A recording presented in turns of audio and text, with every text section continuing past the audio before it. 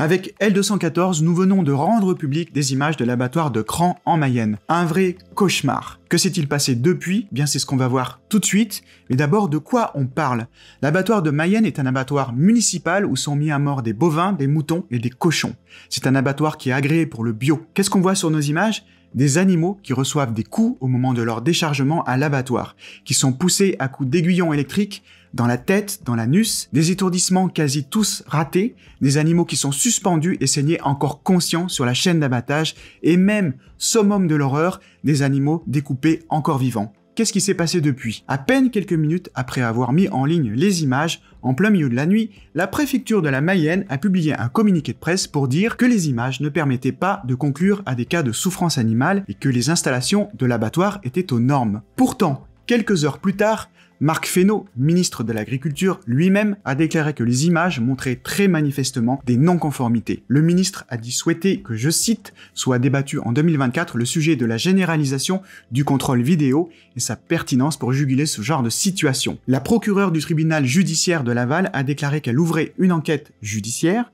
De notre côté, on s'est rendu devant l'abattoir pour demander une visite. Tout ce qu'on a trouvé, ce sont des gendarmes et un portail fermé. Même les camions de livraison ne pouvaient pas entrer. Les images ont choqué à peu près tout le monde, vétérinaires compris, et elles ont été diffusées dans la quasi-totalité des médias. 90 000 personnes ont signé la pétition pour demander la fermeture de l'abattoir. Avec L214, nous déposons un recours en responsabilité contre l'État pour manquement à sa mission de contrôle vétérinaire. En 2023, nous avons obtenu 4 condamnations de l'État sur des cas tout à fait similaires. Bien sûr, nous vous tiendrons au courant des suites de cette affaire. Sur la commune de Biriatou, au Pays Basque, un élevage de moutons est bien connu dans la région pour donner des conditions d'hébergement très mauvaises aux animaux. Nous avons reçu de nouvelles images qui montrent des moutons en grande détresse, avec des brebis laissées sans soin, dans des conditions insalubres, ainsi que des cadavres d'animaux. Enfermés dans un tunnel, sans accès à l'extérieur, les moutons vivent en permanence sur une litière souillée. Avec L214, nous déposons une plainte pour abandon et mauvais traitement, estimant que l'éleveur n'est plus en capacité de s'occuper des animaux. 3 jours après le signalement, les services vétérinaires ont enfin fini par rendre visite à l'élevage, mais l'éleveur avait évidemment tout nettoyé pendant le week-end. Cet élevage a reçu 22 000 € de subventions, dont 7 000 en faveur du bien-être animal. À suivre. Je suis certain que les news qui suivent vont vous redonner le moral. Juste avant ça, je prends 2 secondes. Si vous vous intéressez aux animaux et que vous appréciez ce contenu hebdomadaire d'information, je ne peux que vous encourager à regarder la vidéo jusqu'au bout pour que YouTube comprenne que c'est un contenu intéressant à partager à d'autres personnes. Merci d'avance. C'est symbolique, mais je n'ai pas résisté à vous partager cette histoire qui m'a vraiment touché. À la Wenzeno, en Alsace, un nid de cigogne placé au-dessus d'un poteau électrique risquait de provoquer des interruptions de courant. Au lieu de le détruire, les équipes de Strasbourg Électricité Réseau ont démonté le nid, d'une centaine de kilos quand même, puis ils ont installé une plateforme au-dessus des lignes pour y replacer le nid.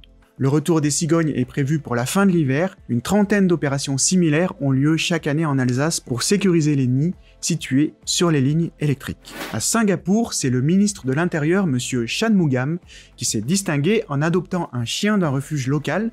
Nommé Princesse, le chien, borgne, avait peu de chances de trouver une famille. L'occasion pour le ministre d'encourager l'adoption plutôt que l'achat. Princesse rejoint 3 autres chiens, déjà adoptés par la famille Shanmugam, dont un chien policier à la retraite. C'est quand même le ministre de l'Intérieur. Cette bonne action devrait avoir des conséquences positives sur les vieux jours du ministre. Vous allez le voir avec cette dernière info.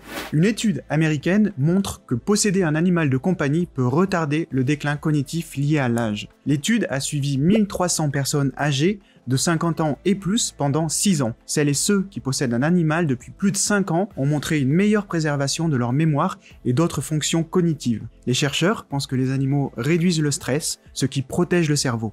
Une étude qui vient renforcer une nouvelle disposition qui devrait bientôt s'appliquer en France, je vous en avais déjà parlé, qui va obliger les EHPAD de garantir le droit de leurs résidents d'accueillir leur animal de compagnie. Eh bien, merci de suivre ces actualités centrées sur les animaux.